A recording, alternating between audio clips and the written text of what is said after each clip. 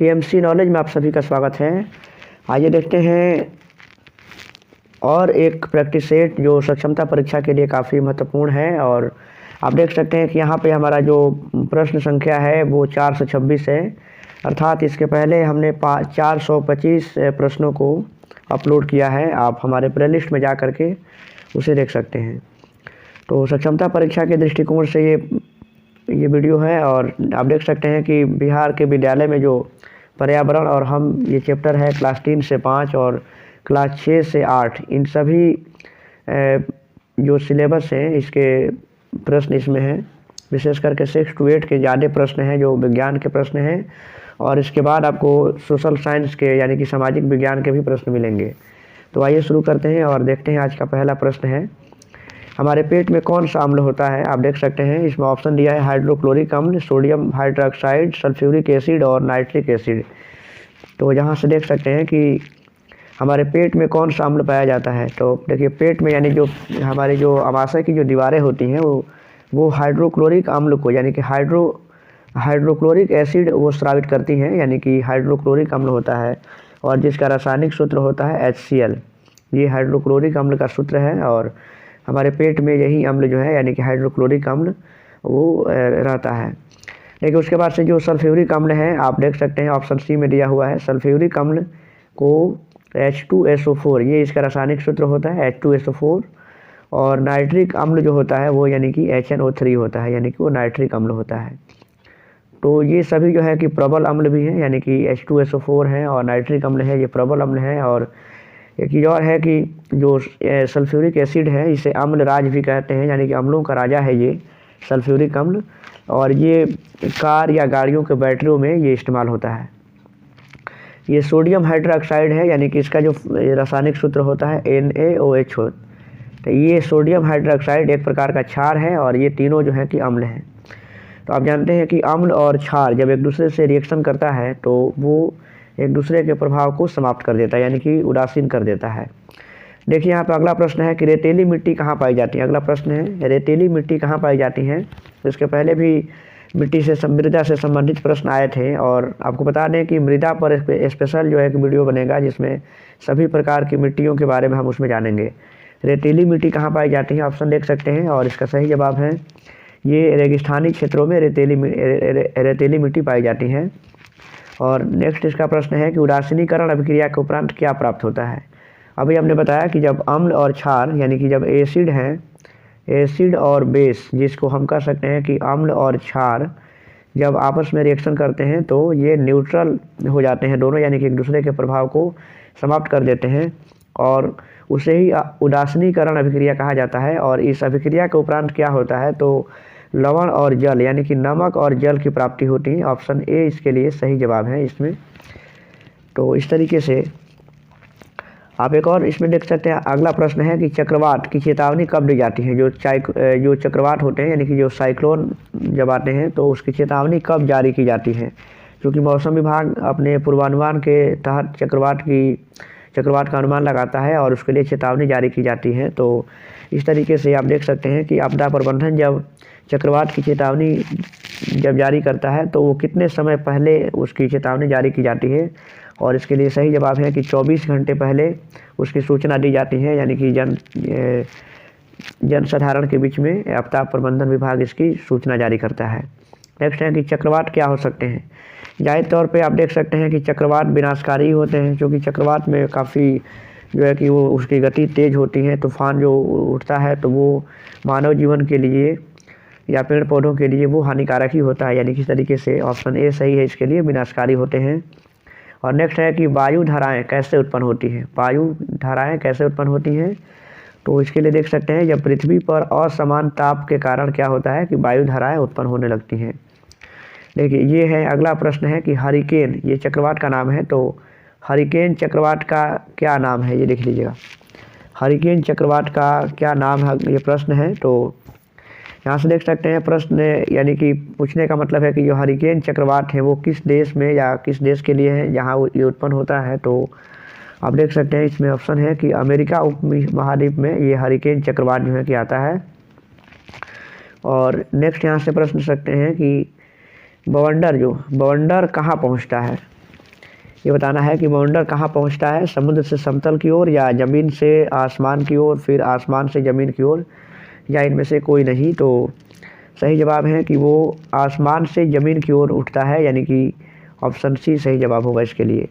और नेक्स्ट है कि एक हिंसक बाउंडर जो होता है लगभग किस गति, उसकी गति क्या होती है, वो किस गति से उठता है या चलता है। एक हिंसक जो बाउंडर होता है जिसमें जान माल की क्षति हो जाती है इस तरीके से, तो एक हिंसक जो बाउंडर होता है वो किसकी गति क्या होती है, इसकी जो गति होती है यानी कि वो 300 किलोमीटर पर आवर के हिसाब से, यानी कि 300 किलोमीटर प्रति घंटा के हिसाब उसकी गति होती है। और देखिए अब अगला प्रश्न, ये सभी जो है कि अब यहाँ से आप देख सकते हैं कि ये सभी ज्योग्राफी से संबंधित प्रश्न हैं कि भारत का पश्चिमी तट जो है वो किस प्रकार का है। भारत का पश्चिमी तट किस प्रकार का है, चक्रवाती तूफानों के लिए कम संवेदनशील है या फिर चक्रवाती तूफानों के लिए अधिक संवेदनशील है, या उसके लिए कमज़ोर नहीं है। तो देख सकते हैं यहाँ से, और इसके लिए सही जवाब है कि वो चक्रवाती तूफानों के लिए कम संवेदनशील होता है, यानी कि जो भारत का पश्चिमी तट होता है। तो इस तरीके से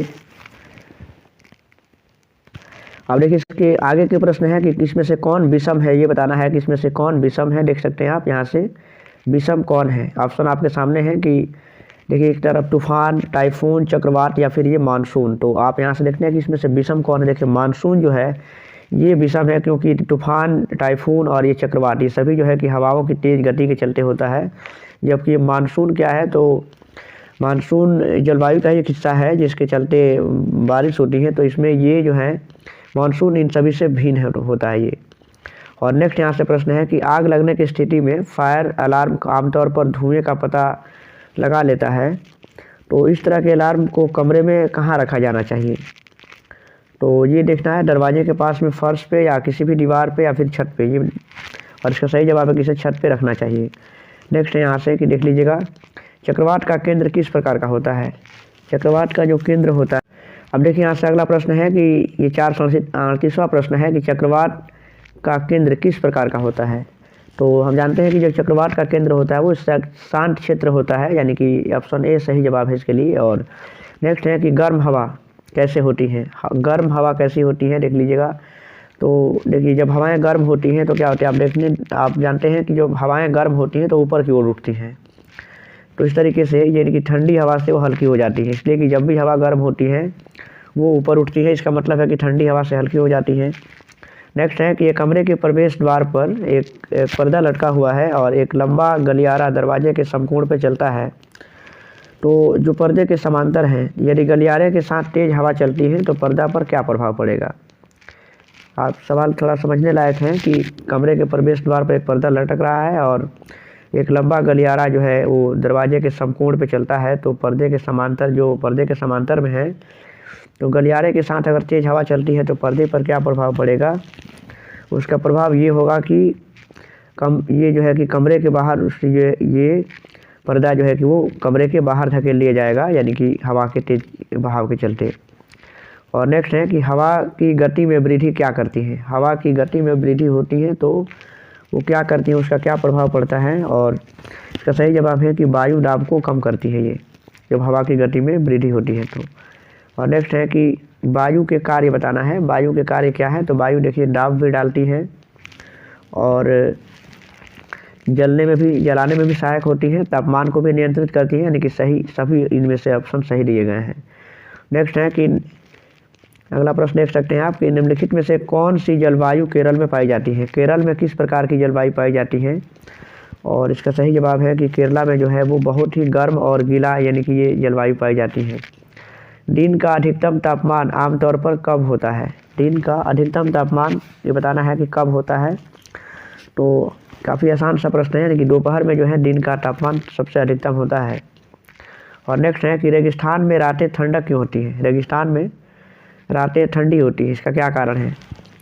तो देख लीजिए ऑप्शन आपके सामने है और इसका सही जवाब है कि रेगिस्तान में रातें ठंडी होती हैं। इसका कारण ये है कि वहाँ पे देखिए बालू जो है कि आप जानते हैं कि बालू की प्रकृति है कि बालू बहुत तेज़ी से गर्म होता है और बहुत तेज़ी से ठंडा भी होता है। तो इसका ही कारण है कि क्योंकि रात में सूर्य का प्रकाश नहीं रहता है, तो जो चूँकि रेगिस्तान में रेतीली भूमि है तो वो बहुत तेज़ी से जो वहाँ की रेतें होती हैं, रेत यानी कि बालू ठंडी हो जाती हैं और इस तरीके से वहाँ पे ठंडक होती है।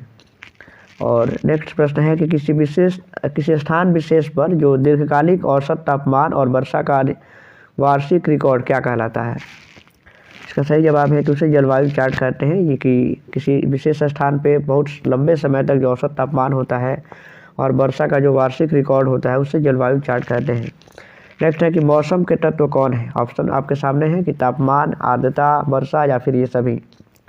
तो ये सभी जो है कि मौसम के ही घटक हैं, यानी कि ऑप्शन डी सही है इसके लिए। देखिए यहाँ से नेक्स्ट प्रश्न देखते हैं कि मौसम की भविष्यवाणी से क्या मदद मिलती है? मौसम की जब भविष्यवाणी होती है, मौसम किस प्रकार का है, कभी कभी कि मौसम विभाग के द्वारा वर्षा या अधिक तापमान कम होने की स्थिति में या लू चलने की स्थिति में समय समय पर उसकी भविष्यवाणी की जाती है, तो उससे क्या मदद क्या मिलती है? तो इसका फ़ायदा ये होता है कि ख़राब मौसम की तैयारी में हम जुट जाते हैं, दैनिक गतिविधियों की योजना भी बनाते हैं उसी हिसाब से जैसे मौसम रहता है, और खेती की योजना भी बनाते हैं। इस तरीके से सभी ऑप्शन इसमें सही दिए गए हैं। और नेक्स्ट है कि किसी स्थान की आर्द्रता से क्या तात्पर्य होता है? कि किसी स्थान की जो ह्यूमिडिटी होती है उसका क्या मतलब है? तो इसका सही जवाब है कि वायु में जलवाष्प की मात्रा से उसका मतलब है कि वायु में जब जलवाष्प की मात्रा बढ़ती है तो उससे हम आर्द्रता कहते हैं। और नेक्स्ट है यहाँ से देखिए कि पेंगुइन कहाँ रहने के लिए अनुकूलित होते हैं? पेंगुइन जो पक्षी हैं वो कहाँ रहने के लिए अनुकूलित होते हैं, किस प्रकार के वो जलवायु में उनके लिए वो सही होता है? तो इसका सही जवाब है कि ध्रुवीय क्षेत्र में ज़्यादा पाए जाते हैं, यानी कि ध्रुवीय क्षेत्र में पेंगुइन वहाँ रहने के लिए अनुकूलित है, यानी कि वो जो वहाँ की जो जलवायु है या वहाँ का जो मौसम होता है उनके अनुकूल होता है। और 491वां प्रश्न है कि भारत के निम्नलिखित में से किस भाग की जलवायु गर्म और शुष्क होती है? तो ऑप्शन देख लीजिएगा, कश्मीर है, राजस्थान, केरला या फिर उत्तर पूर्वी क्षेत्र का। तो सही जवाब है ऑप्शन बी, यानी कि राजस्थान की जो जलवायु है वो गर्म भी है और शुष्क है। और नेक्स्ट यहाँ से है कि निम्नलिखित में कौन सा कथन पेंगुइन के लिए गलत है? पेंगुइन के लिए अभी आपने देखा कि ध्रुवीय क्षेत्र में वे रहते हैं और उनके लिए अनुकूलित भी होता है वो, तो इसमें से बताना है कि इसमें से गलत क्या है। तो देख सकते हैं यहाँ पे पेंगुइन के लिए गलत है कि यानी कि वे तैर नहीं सकते हैं। और नेक्स्ट यहाँ से है कि आमतौर पर रात्रिचर, बड़े गड्ढेदार पैर, कम पसीना, पानी के संरक्षण के लिए तंत्र आदि जानवरों के लिए अनुकूली विशेषताएं क्या हैं? ये देखना है कि आमतौर पे रात्रिचर यानी कि रात्र में घूमने वाले, बड़े गड्ढेदार पैर और कम पसीना, पानी के संरक्षण के लिए तंत्र आदि ये जानवरों के अनुकूली विशेषताएं क्या हैं? तो इसके लिए देखिए कि रेगिस्तानी क्षेत्रों में इस प्रकार की विशेषताएं पाई जाती हैं। और नेक्स्ट है कि लंबे समय, मान लीजिए कि 25 वर्षों में लिया गया औसत मौसम पैटर्न क्या कहलाता है? तो एक लंबे समय पे जो मौसम का जो पैटर्न होता है वो जलवायु होता है, क्योंकि मौसम तो किसी स्थान का वो कुछ समय के लिए उसमें बदलाव हमेशा होते रहते हैं, लेकिन जलवायु जो होता है वो मौसम की अपेक्षा ज़्यादा स्थिर होता है। यानी कि जलवायु जो है वो किसी कम समय के लिए नहीं होता है, बल्कि एक लंबे समय अवधि का एक मौसम का पैटर्न होता है जिसे जलवायु कहते हैं। और पृथ्वी पर सबसे ठंडा क्षेत्र कौन सा है? 455 नंबर प्रश्न है ये, और सभी इसका सही जवाब है कि जो ध्रुवीय क्षेत्र होता है वो सबसे ठंडा होता है। और नेक्स्ट है कि ऊँट का कुबड़ जो है किसका एक जलाशय है? बताना है। ऊँट का जो कुबड़ है आप जानते हैं कि उसमें फैट होता है, यानी कि वसा उसका आंसर होना चाहिए। सही जवाब है इसका कि फैटी टिश्यू से बने होते हैं, यानी कि उसका एक जलाशय है। यानी कि ऊँट का जो कुबड़ होता है उसमें वो फैट को संरक्षित करके रखता है। और नेक्स्ट है कि निम्नलिखित में से कौन सा दैनिक मौसम रिपोर्ट का भाग नहीं है? दैनिक जो यानी कि डेली जो मौसम का रिपोर्ट है उस कौन सा उसका भाग नहीं है? यानी कि इसमें से देख सकते हैं, और इसका है दबाव जो है वो इसका आंसर होगा। और नेक्स्ट है कि आज के लिए आखिरी प्रश्न होगा कि निम्नलिखित में से कौन सा कथन रासायनिक अभिक्रिया के लिए गलत है? अब यहाँ से देखिए साइंस के प्रश्न है यहाँ से फिर, तो देखिएगा यहाँ से कि कौन सा कथन रासायनिक अभिक्रिया के लिए गलत है? तो देख सकते हैं ऑप्शन आपके सामने है, और इसका सही जवाब होगा कि गर्मी दी जा सकती है लेकिन कभी अवशोषित नहीं होती है। तो ये इसके लिए सही जवाब है, यानी कि गलत कथन है। जबकि ये ध्वनि उत्पन्न हो सकती है, एक रंग परिवर्तन हो सकता है और एक गैस विकसित हो सकती है। ये तीनों ही क्रियाएं रासायनिक परिवर्तन में, रासायनिक अभिक्रिया में होती हैं।